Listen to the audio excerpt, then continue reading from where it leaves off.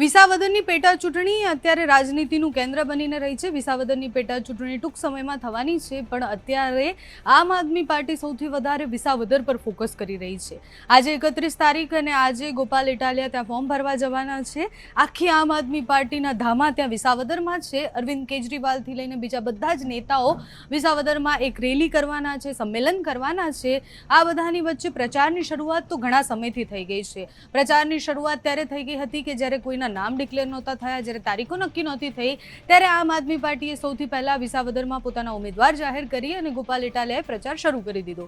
ખેડૂત અત્યારે એમના કેન્દ્રમાં છે। વિસાવદર અને એની આસપાસના ખેડૂતોની જે સમસ્યા છે એ વિષય પર ખૂબ ચર્ચાઓ થઈ રહી છે। ત્યારે વિસાવદરમાં દરરોજ એક ખેડૂત મીટિંગ રાખવામાં આવે છે। રાજુ કરપડા પણ ત્યાં હાજર હોય છે અને રાજુ કરપડા સતત એ વાયદા કરે છે કે જો ગોપાલ ઇટાલિયા જીત્યા તો ખેડૂતોની આ સમસ્યા પર અમે વાત કરીશું। ગઈકાલે પણ ખેડૂત મીટિંગ રાખવામાં આવી હતી। રાજુ કરપડા હતા ત્યાં, ગોપાલ ઇટાલિયા ત્યાં હતા અને બીજા ત્યાંના નેતાઓ પણ હતા। વિસાવદર અત્યારે આમ આદમી પાર્ટીનું ફોકસનું કેન્દ્ર એટલે છે કારણ કે એકમાત્ર એમને ત્યાં આશાની કિરણ દેખાય છે।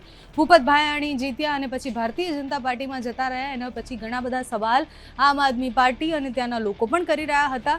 હવે આમ આદમી પાર્ટીએ ગોપાલ ઇટાલિયાને ઉતાર્યા છે, તો આગળ જતા શું થાય છે જોવાનું। પણ ગઈકાલે મીટિંગમાં શું થયું તે જુઓ।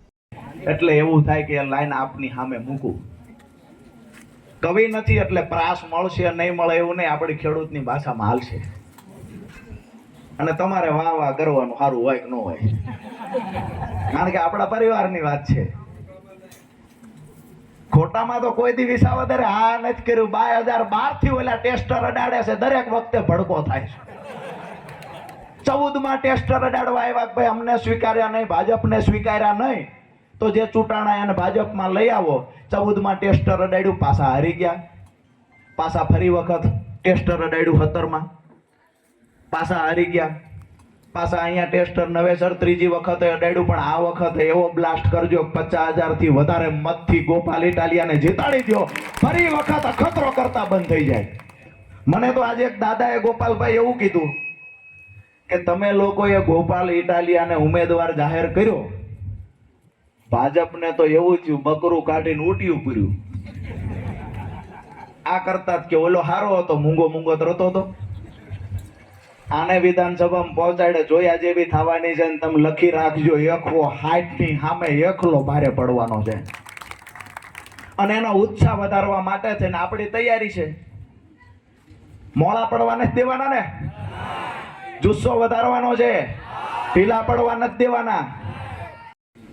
કે અહીંયા જંગલના અધિકારીઓએ અને જંગલના પ્રાણીઓથી ખેડૂતોની નીંદર હરાણી, જંગલના અધિકારી અને જંગલી પ્રાણીથી ખેડૂતોની નીંદર હરાણી, ખરા વાવણીના ટાણે ખાતર માટે લાઈનમાં ઊભા રાખવાની રમત રમાણી, સહકારી બેંકોના હાથે વિસાવદરની જનતા લૂંટાણી। વિશ્વાસ છે અમને પૂરો, આ તમામ ફરિયાદો ગોપાલના મારફતે વિધાનસભામાં જવાની। અમારા જ દીકરાઓ છે જે બોર્ડર ઉપર આ દેશની રક્ષા કરીને બેઠા છે। 80% ખેડૂતના દીકરાઓ છે કે આ દેશમાં તમામ ઉદ્યોગપતિઓ, તમામ વેપારીઓ, તમામ નેતાઓ શાંતિથી સૂઈ શકે એના માટે આપણા બાળકો બોર્ડર ઉપર રક્ષા કરે છે જીવના જોખમે। અહીંયા જગતનો બાપ ખેડૂત રાત દિવસ મહેનત કરે, રાત દિવસ પરસેવો પાડે, તમામ લોકોને 3 ટાઈમ અનાજ પૂરું અમારો ખેડૂત પાડે, તેમ છતાંય અમારો જગતનો બાપ ખેડૂત જ્યારે દેવાદાર બન્યો છે ને, આ પીડા લઈને અમે નીકળ્યા છીએ। આવનાર સમય કલમ 126 અંતર્ગત પુરવણી બિલ આપવામાં આવ્યા હોય, ગોપાલભાઈ ધારાસભ્ય બની ગયા પછી તમામના બિલ ભેગા કરવામાં આવશે અને આ તમામ બિલ લઈ અધિક્ષક ઇજનેર જુનાગઢની ઓફિસે જઈને ઓફિસનો ઘેરાવ કરવામાં આવશે।